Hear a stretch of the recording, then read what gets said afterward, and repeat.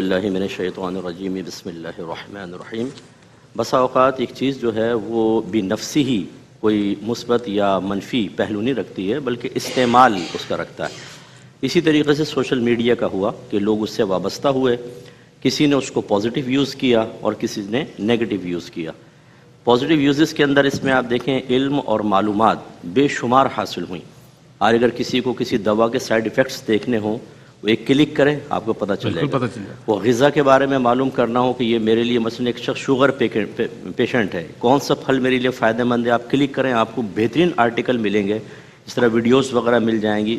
اسی طرح اگر کسی نے گھر پہ بیٹھ کر یوگا کرنی ہے، دیگر ایکسرسائزز کرنی ہے، ورک آؤٹ کے لیے آپ کو جانا ہے، آپ دیکھیں ڈائٹ پلانس پورے کے پورے پڑے ہوئے ہیں، بہترین قسم کی علم اور معلومات حاصل ہوتی ہیں۔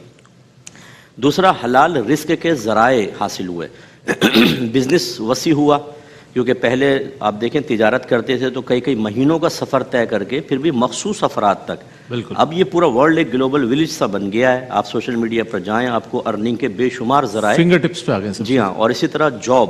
کہ گھر بیٹھ کر ہماری بچیاں بعض اوقات بہت آرام سے ارننگ کر رہی ہیں کہ آن لائن جاب وہ کر لیتی ہیں اور ان کو گھر بیٹھے کام دے دیا جاتا ہے۔ اسی طرح سوشل میڈیا پہ مختلف ذرائع سے حلال ارننگ بھی پاسبل ہے کہ بچے کورسز وغیرہ کرنے کے بعد اچھا پیسہ کما رہے ہیں۔ ابھی ایک ویلفیئر ادارے کا ایک بچہ بیٹھا ہوا تھا، انہیں کے پاس IT کے کورسز کیے تھے، وہ بچہ بتا رہا تھا میں پر منتھ 5 لاکھ روپے گھر بیٹھے کما لیتا ہوں، اور ایج کتنی تھی؟ اونلی 13 ایئر،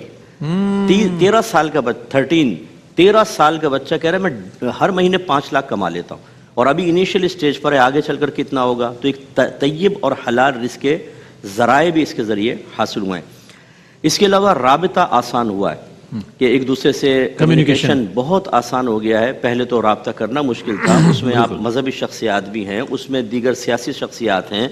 دیگر مختلف شعبوں سے تعلق رکھنے والے، اور پھر اس کا جیسے اب ایک آدمی باہر گیا ہے، مجھے اچھی طرح یاد ہے جب میں لاہور پڑھنے کے لیے گیا تو ہمارے پاس ٹائم موبائل بھی نہیں تھا، تو اونلی تھرسڈے جو ہے وہ PCO سے میں کال کرتا تھا امی کو، وہ بھی لائن میں لگ کر، کیونکہ اتنے سارے لوگ جمع ہوتے تھے،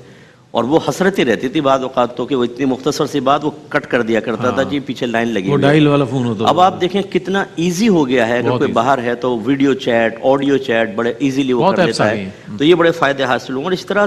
دین کے معاملے میں تبلیغ دین اگر آپ دیکھیں کہ لوگ پہلے بڑے بڑے علماء تک صرف نام ہی سنتے تھے اور رسائی نہیں تھی، اب ہر عالم تک آپ کی رسائی ہے، آپ علم دین سیکھ سکتے ہیں، آپ تربیتی بیان سن سکتے ہیں، تو یہ اس کے پازیٹیو چیزیں ہیں۔ جو ہے نیگیٹو میں جو ہے نا، پہلا جو اس کا نقصان ہے وہ ہے فحاشی کا عام ہونا، کہ سوشل میڈیا نے ذہنوں کو گندا کر دیا، اور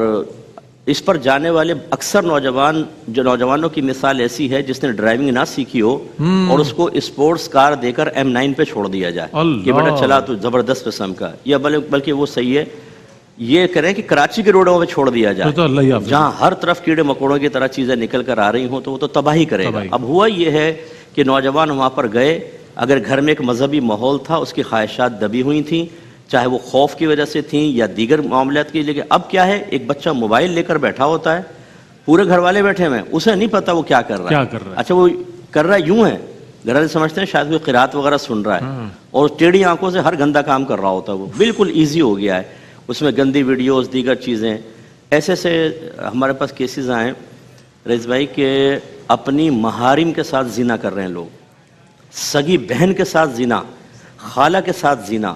ساس کے ساتھ، بہوؤں کے ساتھ زنا ہو رہا ہے۔ وجہ کیا ہے؟ یہ فحاشی،